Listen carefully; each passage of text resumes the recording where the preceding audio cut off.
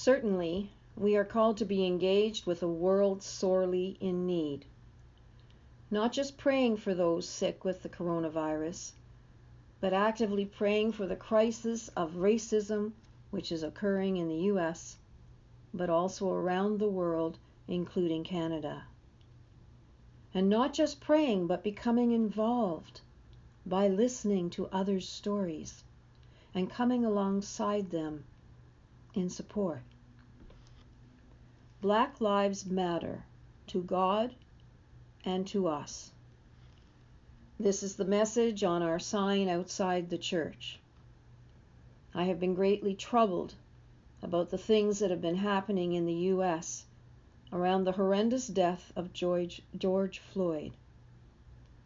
I think we have all been touched deeply by the injustice done especially to this man, but to people of color in general for generations. And when we listen, we hear story after story of unjust arrests and killings. In fact, lynching is a better word, which instills fear and submission to those for whom it is intended.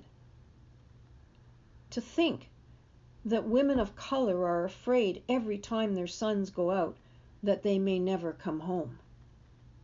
To think that parents in the black community have to have the talk with their young children. What to say, what not to say, how to respond when stopped by the police in order to avoid a problem which could lead to incarceration or death. Or in Canada, the number of female Indigenous women who have disappeared and never even been searched for by police. These things are atrocious in countries that are supposed to offer freedom and equality. If we are not outraged, then there is something wrong with us. How do we pray for this situation? What would God have us do?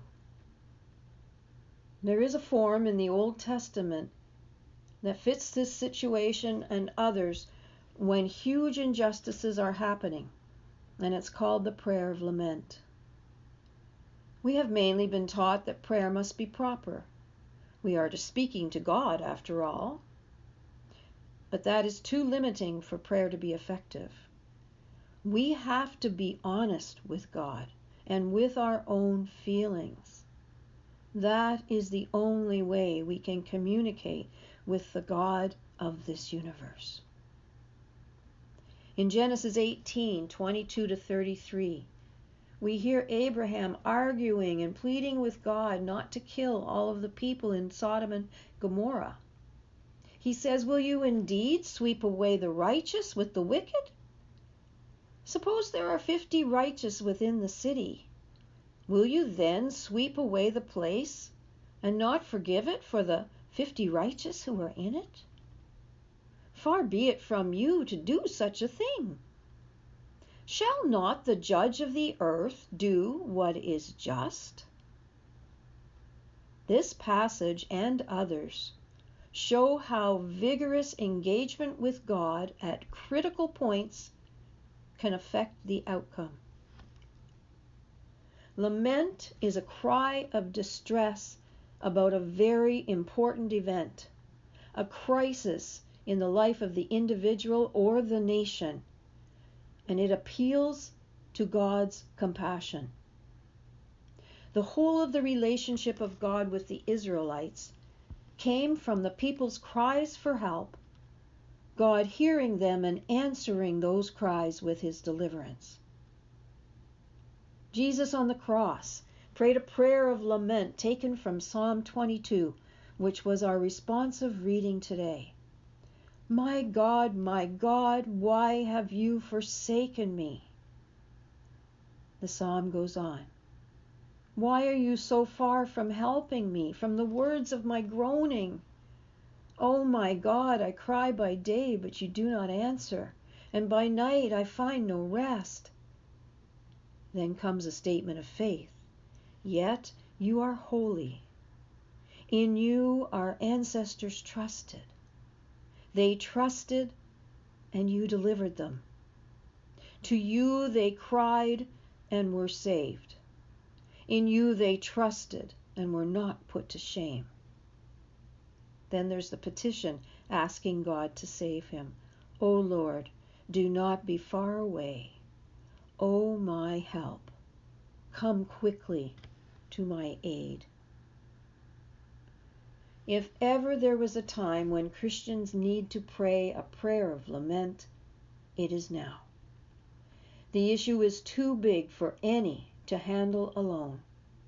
The whole system is flawed and needs to be changed. It is right to be enraged, to cry out to God. But do we dare? Do we care? Do we have the right to challenge him?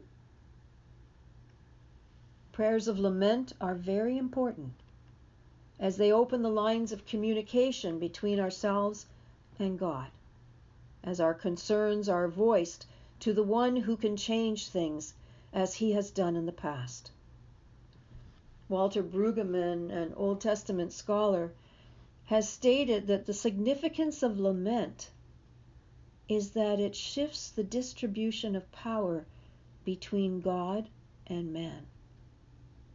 The speech of the petitioner is heard, valued, and transmitted to God as serious speech, to which he responds. This interaction between man and God builds a stronger relationship with God as they handle things together. All is not right with the world, and lament is one of the few places where we can promote the plights of the world while reinforcing that God is a God of justice and love and will not stand for these atrocities. We need to bring back lament at this crucial time in history.